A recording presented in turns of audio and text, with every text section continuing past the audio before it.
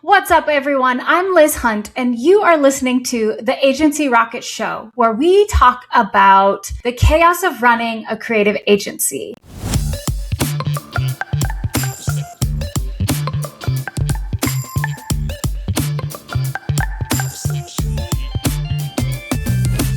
And today, I'm super excited to share with you one of my friends named Arjan Visser. He is going to talk about some really fun stuff, creative leadership. Go ahead and say hi, Arjan. Hello, nice to be with you today. Yeah.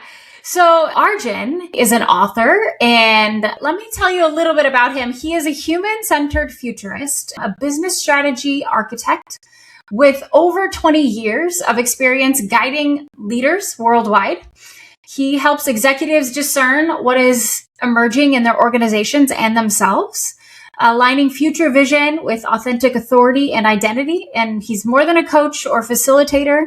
Arjan keeps momentum forward through thresholds of change, guiding leaders to carry what has emerged with continuity, maturity, and purpose. So that's a big bio there. It's a lot to live up to. I'm so excited to have you here today. Yeah, it's all in the words, isn't it? It's all in the words. And what I sense that I take with me into my next chapter. I love it. So first off, tell me a little bit about what you're currently working on. I know I'm throwing this at you right away, but tell me a little bit about some of the stuff that you're currently doing. I know you do Mastermind with my friend Deb. I know that you have written a couple books. Just tell me a little bit about some of the things that you're working on right now. Sure. Well, you mentioned already the PM Mastermind group. That is, I think, one of the things that I'm currently doing that is about the longest in my portfolio. That started from my own desire to have peers around me in my journey to articulate who am I becoming and where to am I called to go. I have mainly business owners, entrepreneurs, and CEOs in that group, but actually it's open for everyone who senses that they are a leader. We also run a low entry group, which is just a forum to articulate what is the pondering question that I sense in my leadership that I can't execute or even verbalize inside of my inner circle because it's disrupting me and definitely my people.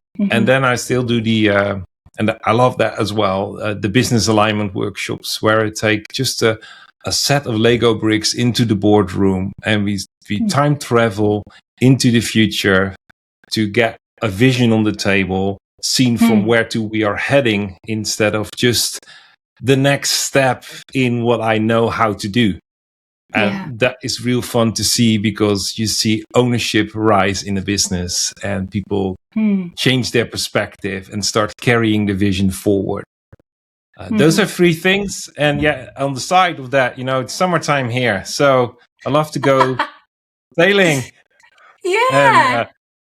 And have to finish a book. Yeah, those are the things. So is this your second book or third book that you have to finish? I have to finish my second book.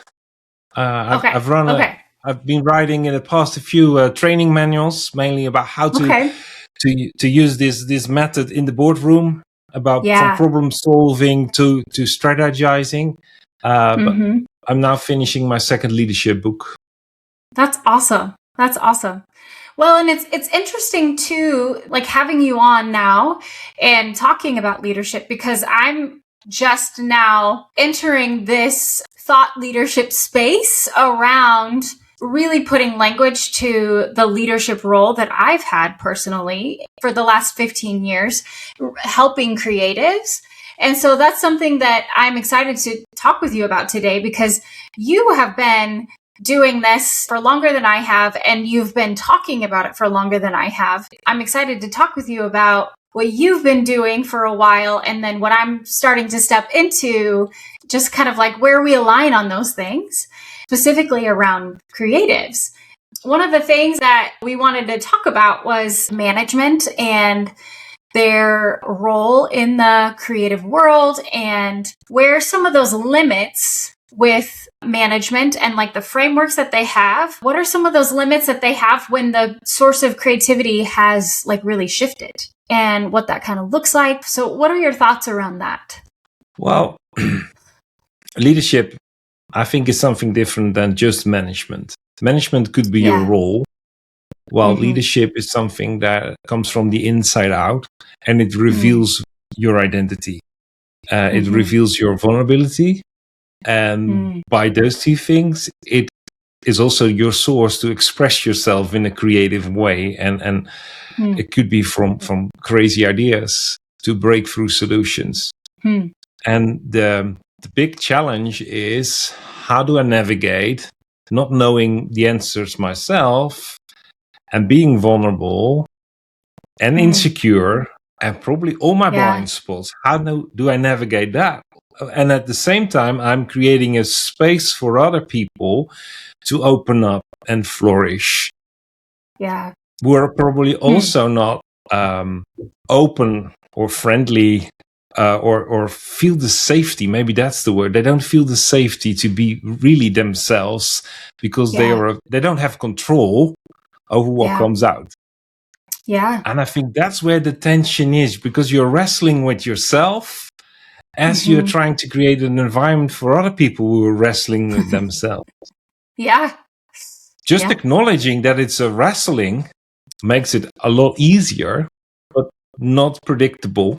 And most times that's a dirty word in management circles, that when something is not predictable.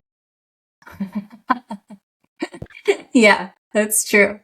That's so interesting that you say that about the security piece, because a lot of creatives, I would say, and I've been a creative all my life, so I would say that creatives ourselves would deal with insecurity. I mean, I would say more than anybody else. I don't know if that's actually true, but because I'm a creative, I can say that, right? So in my head, So in my head, if you're a creative and in a management role, then you're dealing with a double whammy type of a situation, because you're like insecure as a creative, but then you're also in a management role in a weird spot too, like a little insecure. And so it's really interesting that you're talking about having to figure out how to be secure. Because I think traditionally or historically, I guess, creatives are deeply insecure people. I think that's something that if managers of creative people can learn to be humble, and learn to be vulnerable, even in their own insecurity, everything goes top down, right? So if they can learn those things, then it would open up a whole new world for their team to allow them to be vulnerable and able to feel the safety in the room. Well, like you make the statement that creatives are insecure people. I think people are insecure. And people are insecure people. Yeah. Because, it's our head. Our head wants to protect us for any danger. So we fall back in former patterns that were predictable. So we create some kind of certainty, and on the side we just accept that we keep on repeating the past. When you say that creatives are more connected to their insecurity, that's how I would rephrase it. The managers are not connected to their insecurity. They are connected to keeping up the appearance. Yeah. So you get a clash of that someone keeps up the appearance, which hurts the one who is maybe partnering too much with his insecurity. And then from the management perspective, you think that's all drama. From the creative perspective, you think, just be human, open up. Yeah. So acknowledging that being insecure, and that is not about security or certainty. Maybe it's about certainty. Maybe that's a better word, because of course you need to be safe. but you need to be relational safe, because just organizational safe or psychological safe is not enough. You need to be relationally safe to open up. That sets up an organization to learn, to experiment, have a new experience, but that doesn't fit the Excel sheet with the KPIs, because they are all based on predictable repetition. So it's a total different approach to life. And that's, I think, the key for it's a different approach to life. It generates life with the drama and the failure, which we conclude as learning. Yeah. And if you're not making switch high quality watches, you don't need to have that level of control. Yeah, that's interesting. So talk to me a little bit about how do they meet in the middle? Like the managers, they can have a little bit more of that relational safety, and creatives can have a little bit more of the, or a little less maybe, of the connected to their insecurity. How do you do that in the workplace then? If that was an easy answer, then I think we would have that a different you can answer workplace. on a podcast. Yeah. Human connection that leaves space for vertical alignment in the individual. So talking about you and I, not talking about us, not talking about we, because there is always one in the us and in the we that is certain, and the rest is just coping. So we don't like codependency. So let's skip the word we or us in our language and talk about you and I, that there is room for you and I. There's also an obligation for you and I to be open and clear about what we perceive, what our perspective is, what our ideas are. Yeah. Of course, also what we need. But when you express what you need, you also need to be clear about where you want to own. So taking ownership. So it's a holistic perspective of the individual in a context of you and I. If we both say you and I in that order, then we know it's about you, but you can only flourish when I show up fully as me. Then we have a different conversation.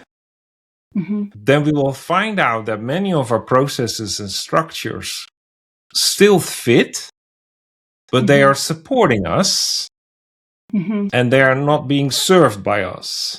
And then at the end of the game, we also need to find a way to measure success and report that to the ones that are outside of the room.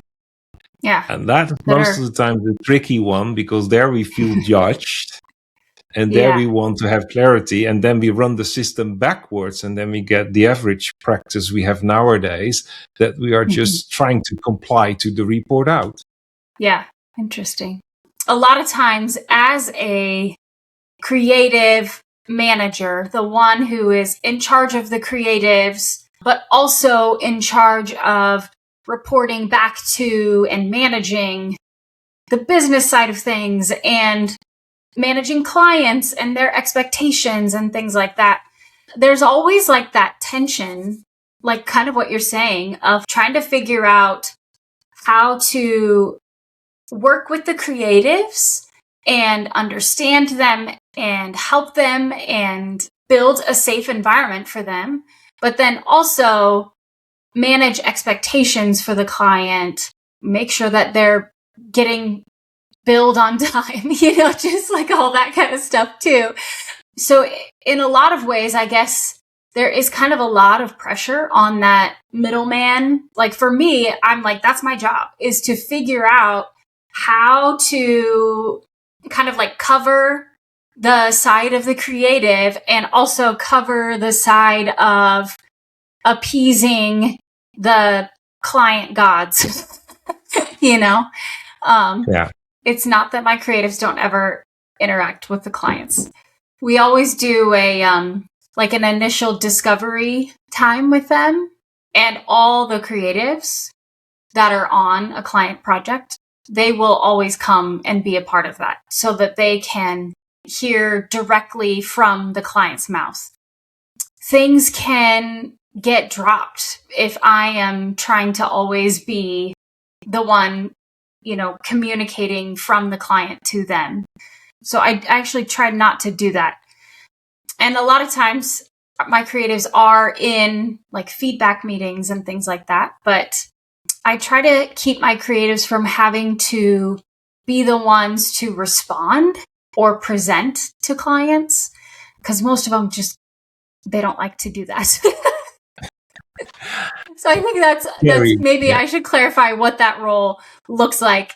But they usually are in the conversation. They're just not the one, actively leading those conversations, I guess. Yeah. But what I've seen in business in general, that onboarding and that the first session is really important, and then you have got the first solution directions, but squeezing in between the two, redefinition of what the challenge is, that does miracles. Okay. Because it's the manager, we talked about it, that keeps up the appearance and will fake it till it make it that he's certain.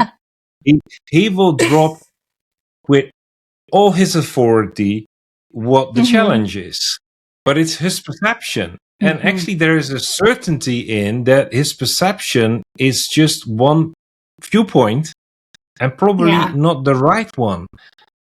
And we always tease them by saying, if the solution direction of you is the right one, why didn't you try it before? And they said, we did try it before. Okay. And did it work? No, it didn't work. So maybe we should challenge your problem definition. Maybe we have to solve something else. And these are just the symptoms, and they evaporate when we got to the core of what needs to be done, built for your business to open up the future. Yeah. Different stakeholders, different perspectives, different end results. And so it does miracles. That's great. I love that. Coming back to, hey, what are we trying to solve? And getting to the root of it too, not just like you're saying, the symptoms. I love that. That's great.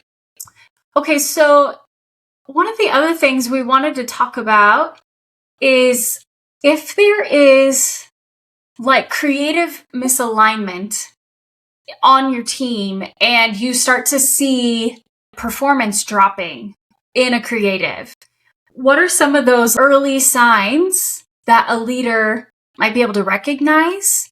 And maybe what happens when there is misalignment for a creative? What does that even look like? How do you recognize those things? I think it's really important to look again to the design of the team. What was the principle that shapes the team? Traditionally, we design teams around expertise. That's most of the reason, that we are not happy. Because we don't want to be judged on our credentials. We want to be welcomed, feel invited based on who we are. And of course, we can't do matchmaking on characters, because then we just say, grow up. That's the wrong avenue. But if you are spending so many hours a day on finding your fuller version of yourself, your identity, and finding out how you give true expression to who you are becoming, then we should use the workspace as, in a way, a laboratorium to experiment with that. So bringing teams together on the foundation of that, there is a shared purpose or shared direction, shared perspective. And I'm not saying they agree. The best teams disagree. There is so much power in disagreement, because then we don't fool ourselves by running the same direction.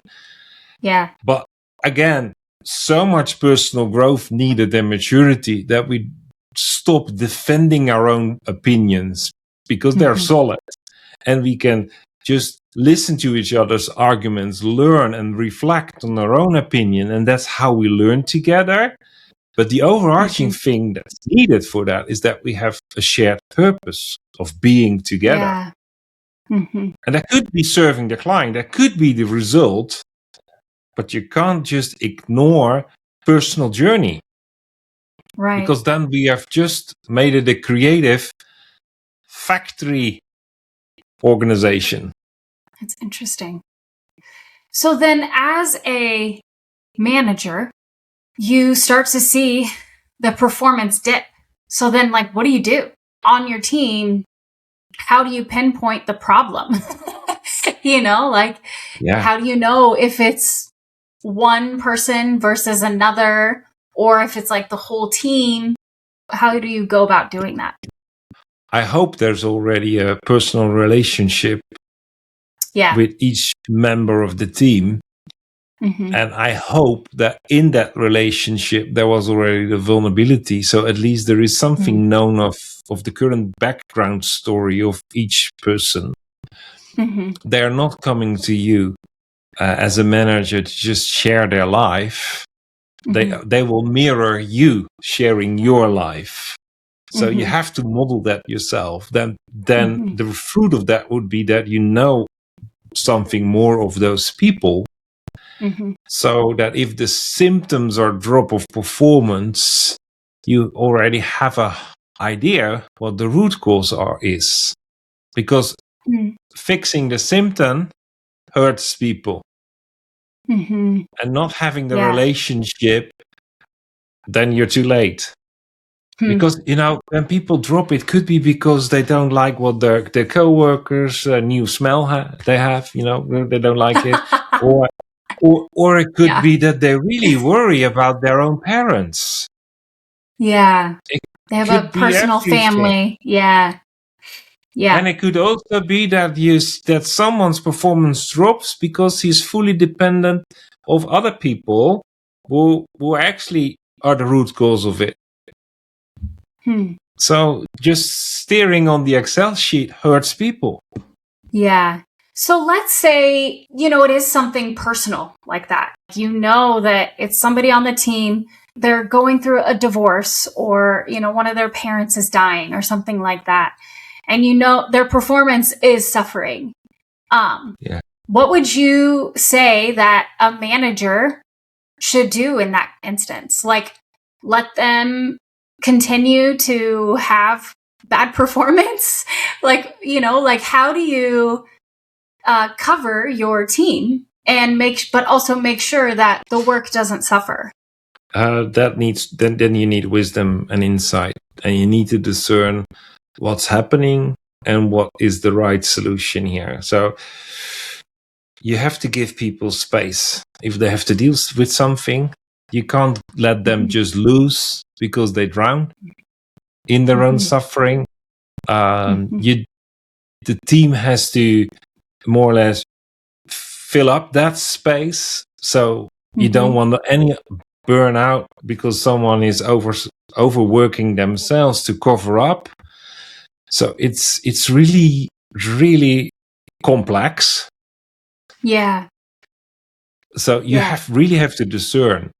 And I think the people who discern best, don't ask them for the formula, because they will probably think about it, use their imagination. But it's not that I say, well, that's the trick. And probably they will just do it in a way naturally, subconsciously. But they are seen as people-friendly people. It's weird to say that that's the type of person, but they're just human. And I love to compare that with raising up our own kids. Sometimes we have to give them space. Sometimes we have to correct them. Sometimes we have to step in, and sometimes we just have to trust. And it's just in the moment we have to discern it. But one thing we know for sure, we don't talk about them behind their back, and we don't let them loose. Yeah, I love that. That's so good. Is there anything else about this stuff that you wanted to talk about before we switch to your creative archetype? Or I'm stereotyped. Yeah. Yeah. I think the real deal is try to maximize being human. Yeah. See it as your honor and your glory to be fully human. Accept that you make mistakes because else you don't learn. Be open about your mistakes. Be open about your victories, your insights. There's nothing worse than having someone you report to who's close about why he or she made a certain decision. Great leaders ask you empowering questions, and the response is that you more than your best to create great answers. And then the great answers go back to the one who makes the decisions, and then the feedback loop tends to be missing, that people could report back what great answer for what reason they did. So people have to guess why their solution with more than the heart and soul in it is not accepted. People feel just really bad, uncertain, disqualified by their behavior. And the reason could be just a switch in the market, something shifted, a client pulled back, or so circumstances outside of the sight of the creative changed it. Explain it. You had a great solution. In this context, the context switched. So I choose this one. So next time you will create a solution as a creative for multiple contexts, and you learn, and then everyone grows. But that missing link and that rude language, I don't have to justify myself to you. I'm accountable to someone else.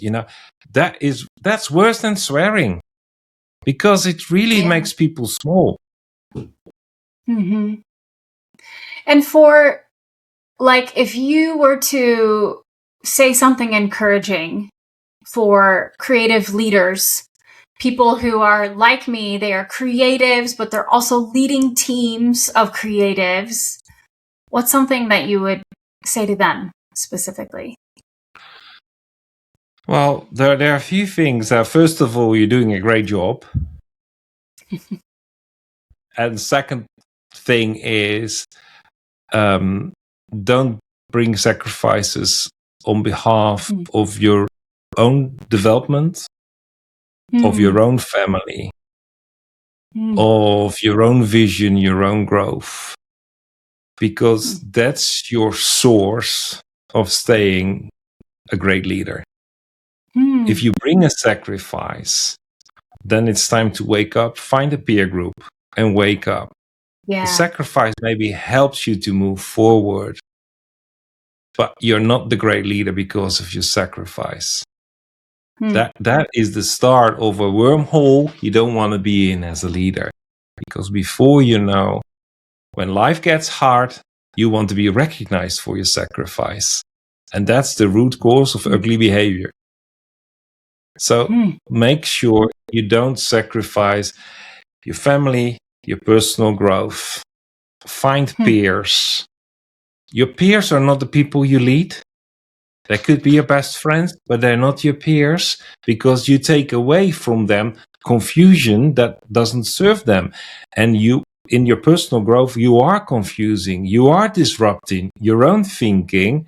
You're experimenting with language that you change every day, and that hurts the people around you. So find a group of people that have no stake or interest in your personal growth, that are on the same journey, so that you have pushback on your language, brutal, honest, so you can get more clarity about how to articulate what you are about. Because that's the fuel for your team tomorrow. Wow. That's a good word. I love it. We should record it. I know. I'm so glad we're recording. I appreciate that. That's really good. I think, I just want to say that I wholeheartedly agree. It's so true. Like, you absolutely need peers. My goodness, they make a huge difference in your ability to carry on, and not get burnt out. Yeah, and I see so many great organizations with a great culture where the leader has this inner circle for decision making, and they confuse that inner circle with their own personal feedback. Yeah. And they really keep on telling themselves that the team will speak up to them, but they're not. Your blind spot is not challenged when someone's salary is involved. Yeah. It doesn't happen. Because you bring those people in a duality. Am I loyal to myself, or am I loyal to you? Yeah. That's the place where no one should be, because you are loyal to yourself as you are loyal to someone else. So don't expect your team to help you minimize your blind spot. Your team deserves you minimizing it. So find people outside of your team. That's such a good point. Ooh, that's a good word. I appreciate that. Okay. Our next section is, I've been writing a book, as you know. Well, actually, I just finished it, but it's going to editors today. So I'm so excited. Wow. Yes. I know. And I wrote way too much. And so they're going to have to cut. But it's going to be great. I'm excited. But the book is all about these 9 different archetypes of creatives. So creative profiles of people. And one of the things we like to say is that we're creatives, so nobody can put us in a box. We say that in the book. But the idea is to help creatives and their managers recognize patterns in people and help empower managers and leaders when they are working with teams of creatives, and then also help creative people themselves recognize patterns and behaviors in themselves, so that when they're in the workplace and working with other people, that they can start to recognize how they respond to things, how they operate, and things like that. And then helping managers recognize who's on their team and how they are going to respond in certain situations as well. I have 9 different types, and the type that I am is also the type that I feel like you are. And so I actually thought it was pretty fun that we're the same type, and it's the visionary archetype creative. And it's literally in your bio, because in your bio, you talk about being a futurist. That's kind of what the visionary is that they see life from a 30,000 foot view. Like, they see the future, they even see problems from up here rather than down in the nitty gritty details. But the interesting thing about them is that they are the dreamer doer combo. A lot of people think about a creative type would be they're just dreamers and their heads are in the clouds and they can't ever get anything done. But the interesting thing about this creative archetype is that they are in the clouds and they do dream up big vision and they're in the future a lot, but they're also the types that can actually get things done. And I would say, even based on, some of the stuff that you've talked about and the trainings and the workshops and the, just what you've accomplished and stuff, to me, it's you are that exactly. You are able to dream up big ideas and big concepts and big things, but then you're also doing it, you're doing the stuff. I think that's super interesting. Yeah. The other thing that I think about this archetype that is really interesting. They're the most likely archetype to not work in the creative industry, and they're most likely the one to be an entrepreneur. For example, that's you also, like you're not working specifically in a creative job, but I would consider you, a high concept thinking person, which is in a lot of ways a creative mind. The example that I give in my book is about my gym trainer. So he is absolutely a visionary archetype. And I talk about him because he owns this gym. So he's an entrepreneur, but everything about his gym is crazy curated. Like he owns his brand like it is a Starbucks coffee shop. He owns the brand to a T, down to the leather chairs and walls that are lined with like metal piping, and like everything about his space is branded, and it's because he is this visionary. That's kind of the idea behind the visionary archetype. So yeah, I don't know. Oh, the other kind of piece of it for a visionary that I think is really important is that they are usually in leadership roles. And it kind of makes sense. They're usually the ones seeing from high level stuff, but because they're like that, they are really good at building teams of people. They unify people and they bring people together in order to accomplish things because they are good at inspiring people. And so you'll usually find them in leadership roles because of that.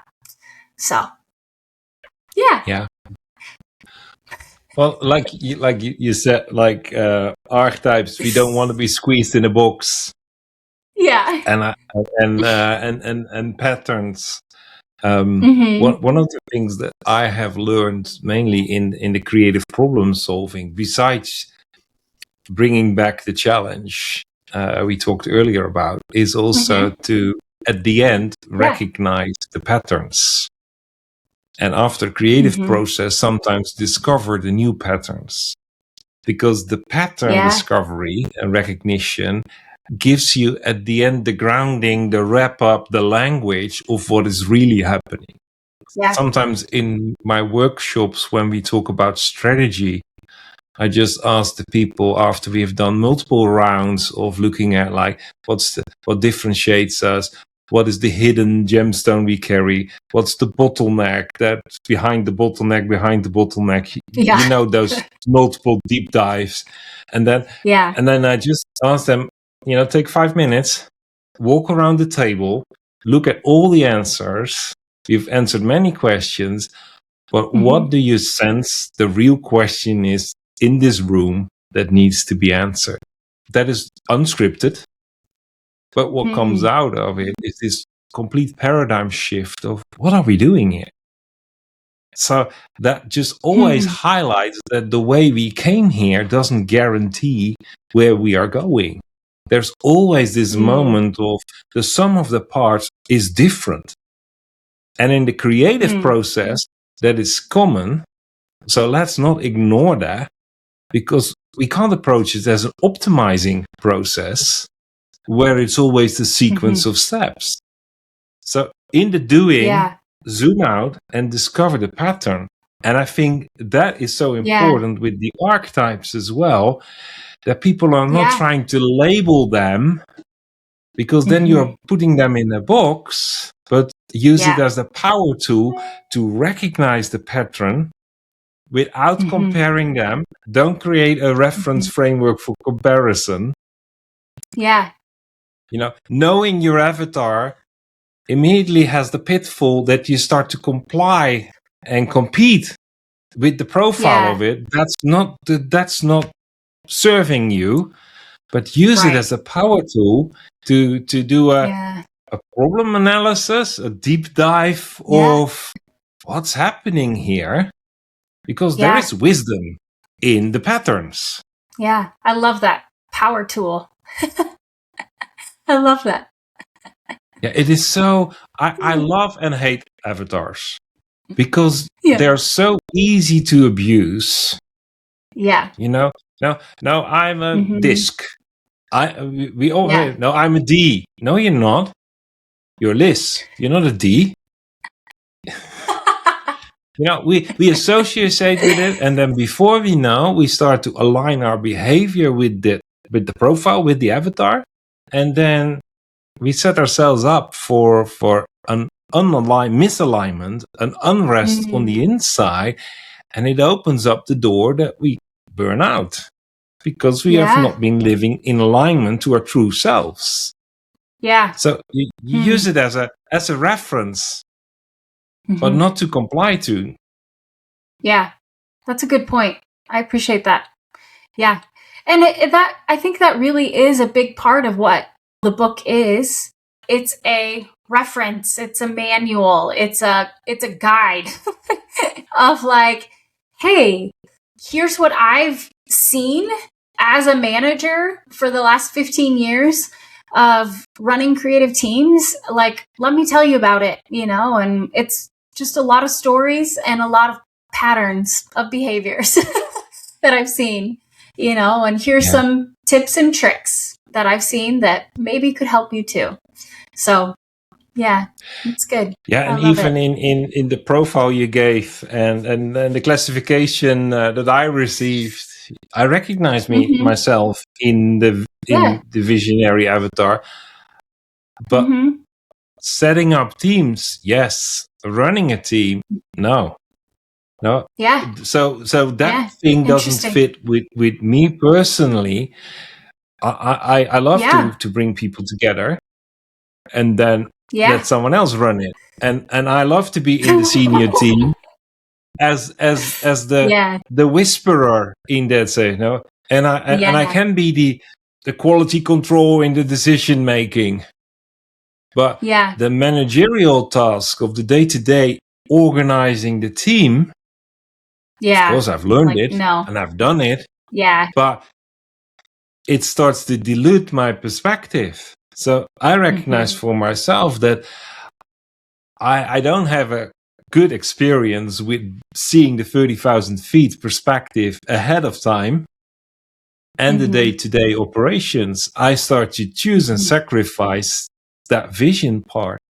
While others are really great in that because they see the translation between people and their direction and the vision. So that's why I got into the entrepreneurial role and be a facilitator. That I facilitate that insight. But dear people, it's your insight I have facilitated. You own it. You do with it. I reflect. I will keep you in that loop of reflecting and pattern discovery. But don't ask me. And it happened more than once. And people said, can't you lead it? You understand. You're the only one in the room who understands. Can you lead it? I said yes many times. And when I should have said no. Yeah. Sometimes the architect doesn't live in the house that they designed. Yeah. I love it. It's so true.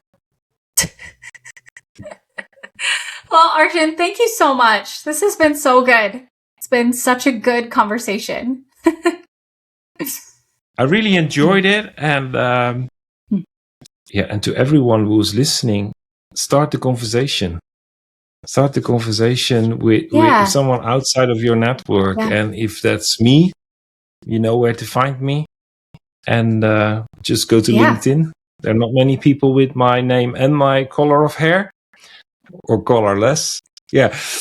Yeah, I love it. We'll add your details in the show notes so that people can find you. Thanks everyone for listening. That's a wrap. And we will see you soon. Bye, bye, bye.